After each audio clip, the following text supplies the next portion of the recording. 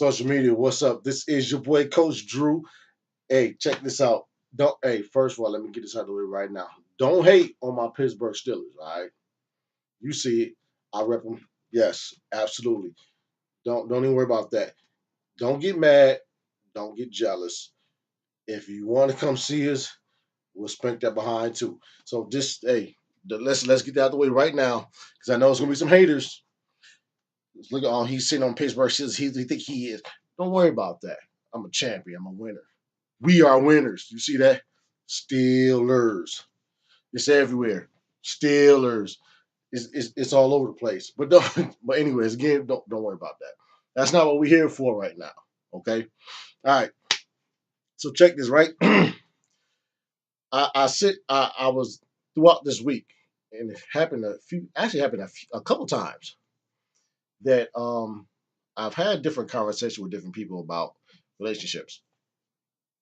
Women. It was women, and they were either getting ready to get involved with someone or they was already involved with someone. And I always ask a certain question, and I'm going to give it to you, and I'm going to give you some things to go along with it. Most of it will be biblical. Um, so it's not just coming out of my mouth. I'm gonna break it down for you, but it's not just coming out of my mouth. It's coming straight out of the Bible. It's not a Bible study course. This is just some things to help you along the way to better your relationship and what needs to be done in a relationship. And it is geared towards more of the women, but it also gives the man an understanding what he should be looking for as well. Okay. So here we go. I was listening. I was reading a post the other day, and the post said, "Is there really a shortage of good men?" And I replied, "No, there's not a shortage of good men. There's a shortage of women knowing their purpose." Now I know I didn't go into a lot of detail on that. And I didn't dig the root up and bring it to the forefront and elaborate on it like I probably should have because it would have been too long. Well, I'm doing that now. And that's why I'm making this video. The things I've shared with people this past week, it actually benefited them a lot. And they told me it helped them. And if I know it's helping them, I know it's going to help someone else. It's going to help somebody else who understand it.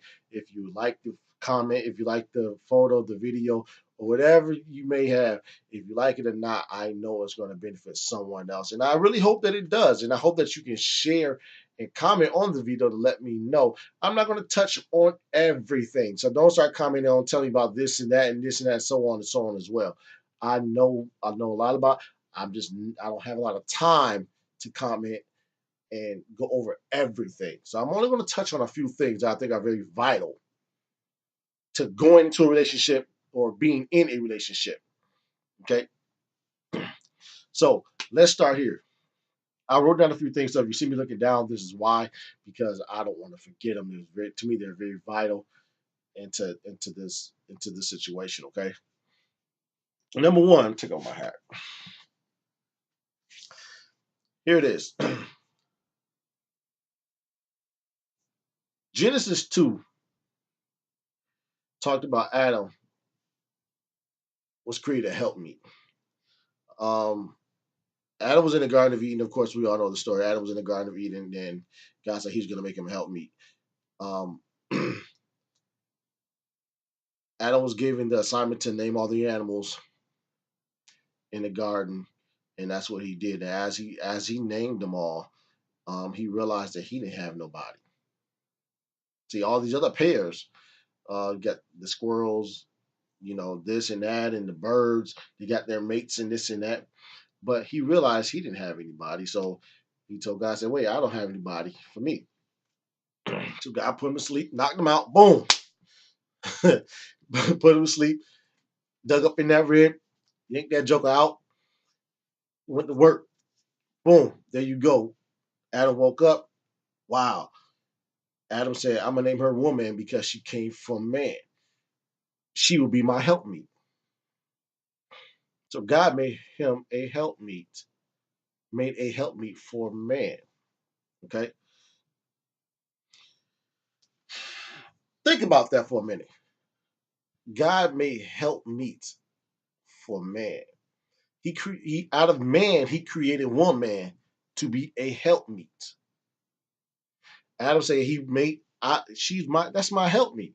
So that's my other half. That's my pair. It takes two to have a pair. One is just single. Okay. Then here's a question that I always ask. Somebody tell me what it means in Proverbs 18 and 22. It says, he that findeth a wife findeth a good thing and obtains favor from the Lord. Most people that ask that can't really give me that answer. Well, how can you say you prepared for a husband if you don't know what Proverbs 18 and 22 means? How can you be something that you don't know how to be? He that findeth a wife findeth a good thing and obtains favor from love. So, what is that good thing? He that findeth a wife findeth a good thing. Well, one, we know it doesn't mean that he's going to go out and find somebody else's wife. We know that because if she's already married, he can't take her from somebody else. So, what does it mean, Coach Drew? Well, this is what it means. It means that a woman is already displaying the characteristics of being a wife long before she has that title. As a single woman, she's already displaying her wifely duties. She's already being a wife long before she has a title of being a wife. Okay. So let's get an understanding on that. It's a lot that come being a wife. How many are actually being a wife now? See, before you can do something, you have to prepare for it, right? A track runner doesn't just go out there and start running track. He practices every single day.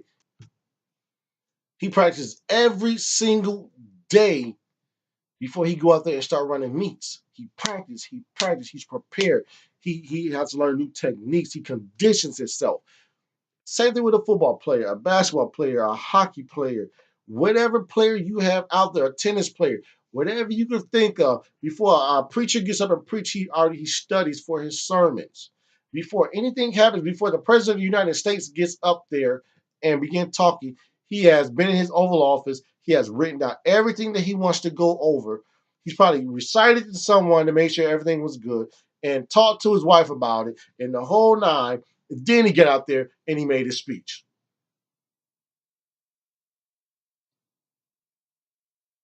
So if that's the case, if everybody else has to prepare before you cook a meal, you have to prep.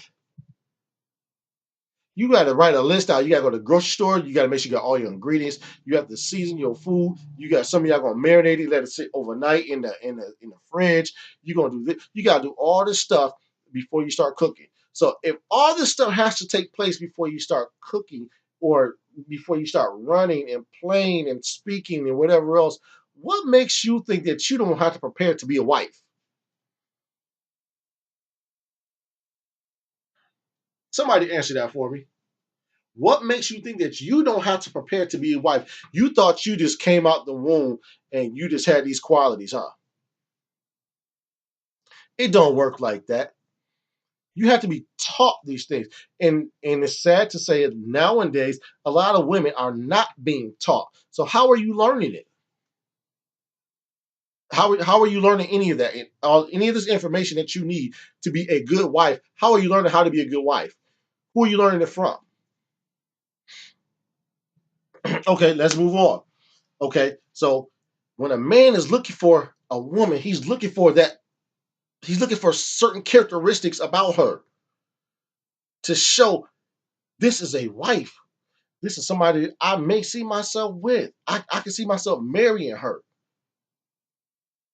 This is beautiful. Okay, let's move on. Proverbs 31 talks about the virtuous woman. And if I haven't said it before, I'm looking down because I jotted some things down that I do not want to forget. So I'm looking down because I'm looking at my pad of some things that I wrote down. Okay. Proverbs 31 talks about the virtuous woman. Proverbs 31, the whole almost that whole thing talks about the virtuous woman. And it talks about taking care of her home and her husband in some type of way. In some type of way. Now, I'm not about to run down a whole list of things when it comes to talking about virtuous woman. If you want to Google it, look in your Bible, Proverbs 31.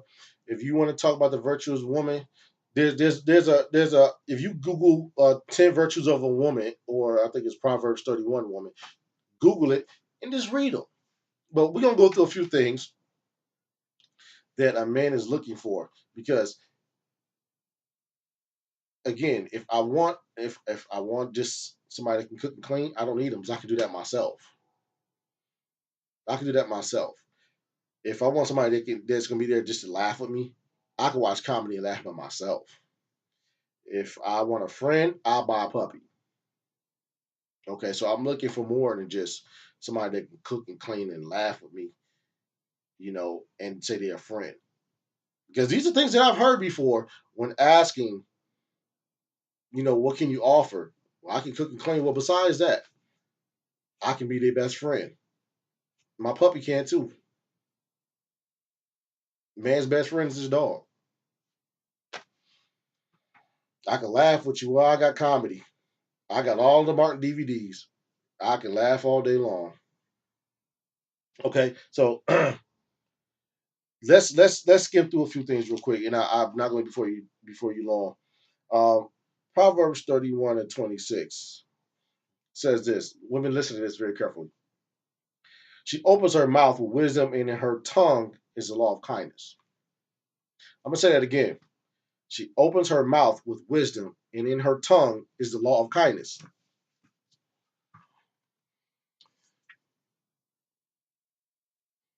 Do I need to say more? Some of y'all got a lot of nasty mouths. Some of y'all just talk, talk, talk, talk, talk. Y'all talk so much junk. Y'all might as well be the garbage man. Because half the time is y'all trash, y'all picking up. Wisdom. Wisdom. Now I'm not saying this is not if it doesn't apply to you, then we know I'm not talking to you. Okay. But there's a lot of them that I am applying this applies to and that I am talking to. Okay. Learn how to learn use wisdom. Use wisdom.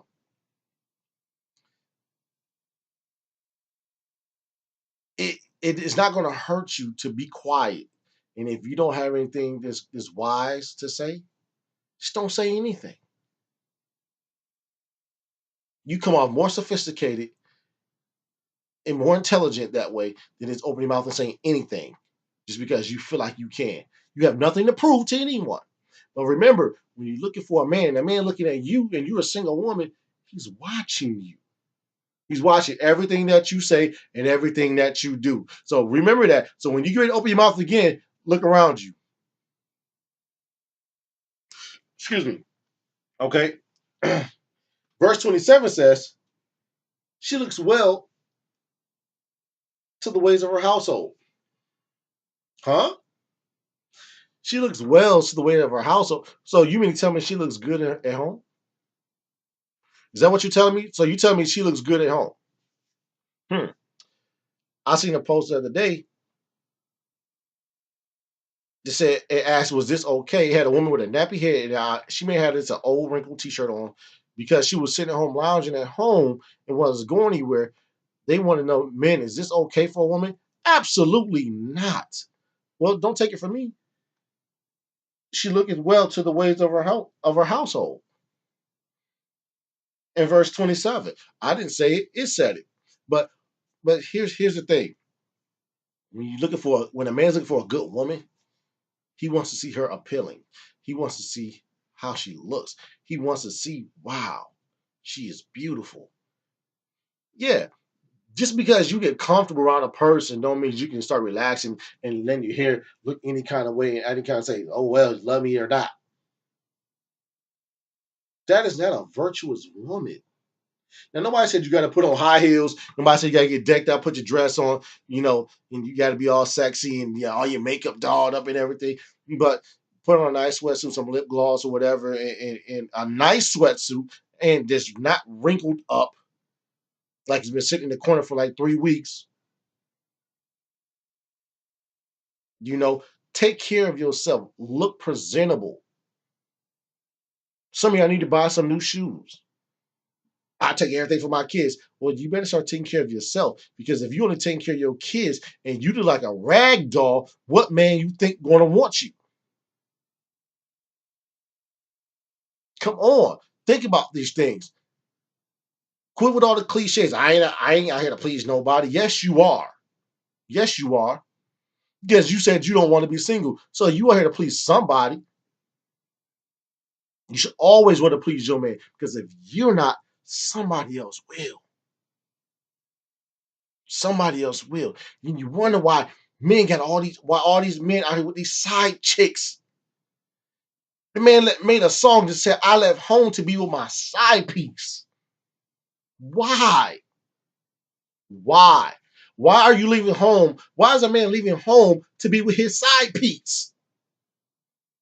Because he just greedy. No, it ain't. It's not. Sometimes it's that. Sometimes. But majority of the time it is not that. See, it's a lot of underlying things that we don't want to talk about. That's the truth. Because see, here we're going to talk about it a little bit. Because see, when okay, for all you just having sex and you're not married, you gonna do it. I know, and I'm not here to talk about that. You doing what you can in the bedroom or not, and your bedroom action getting boring. You think he not gonna go out there and find somebody else? You better learn how to keep your fire burning in your household or with your mates. You looking around with your head, you looking with your like you like ancient mama off the pancake box, like you just got picking cotton for the last 3 days.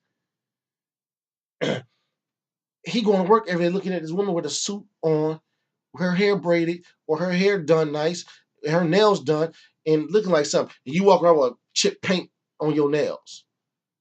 Are you serious? What you're not doing, he will find somewhere else. You gotta get an understanding on this. You have to. This is not about bashing. Let me say it again. I'm not bashing. Look, I've looked at I've walked up to a woman, a beautiful woman, and thought about for 1 second to say something to her and ask her for her number. I have. You know what stopped me? When I went up, getting ready to go past her, she had something in her hand. I was in the store. She had something in her hand, and she raised her hand up for something, and the chipped paint all over her fingertips tells me she don't take care of herself. She don't take care of herself. You walk around looking like that. You've been knowing your fingernails been chipping for how long now, or you've been chipping them off, and you ain't take care of that. That is unattractive. And the sad part about I heard her say to one of her friends about her being single. I heard it. I heard her talk about with her friends about her being single.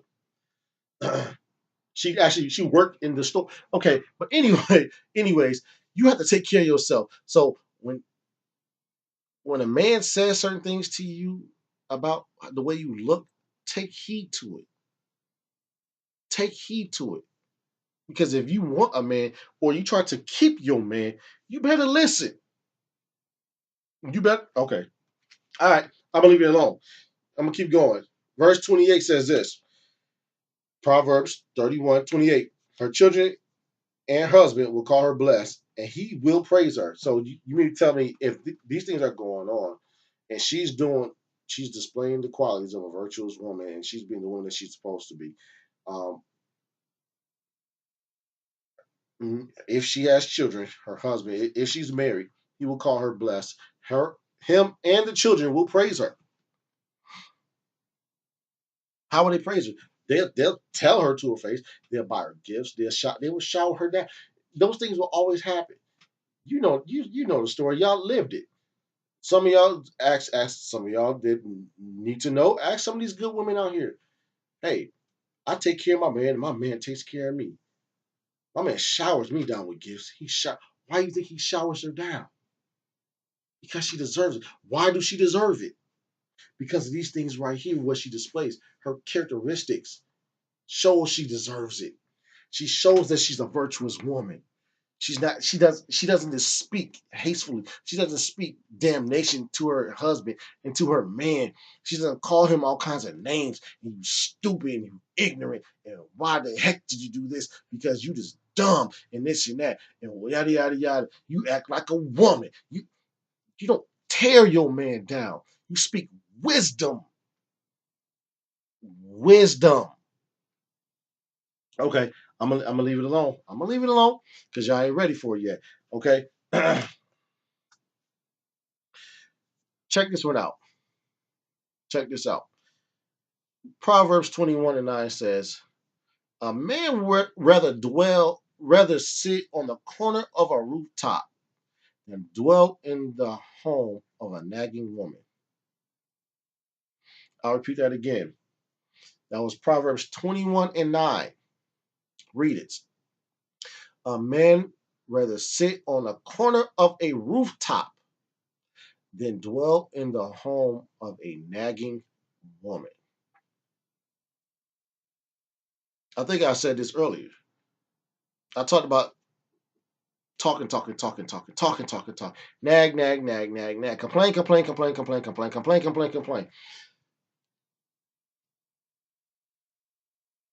Find something good to talk about. Find something good to talk about. Quit always finding the worst in somebody and find out how to exonerate them, how to bring the best out of them, how to boost them up, how to push them to the next level. Make them Superman. Make them feel like they're Superman. If you can make a man feel like he's Superman, man, I'm telling you, he would do everything for you. I promise you. But the thing is, a lot of y'all complaining about what y'all don't have, what you didn't get, and why this happened this way. I told you you should have did it this way, but you was too stupid. Not what? First of all, you ain't telling your man anything. He is the leader, not you. You have the opportunity to let him know and how you feel about things. And if he don't want to listen, then you might need to go pray. You need to do something, but sit there talking bad about him and telling him what he should have done and he was stupid and you ain't getting anywhere. Then you wonder why he don't want to come home. You wonder why he don't come home on time. You wonder why every day he get off work, he don't come home for another 3 hours later. And he come home smelling like alcohol, or he give you some excuse where he's been, and he probably been in somebody's strip club, or he's probably been talking to some other woman, or he's been in somebody's bar with the fellas, or whatever case.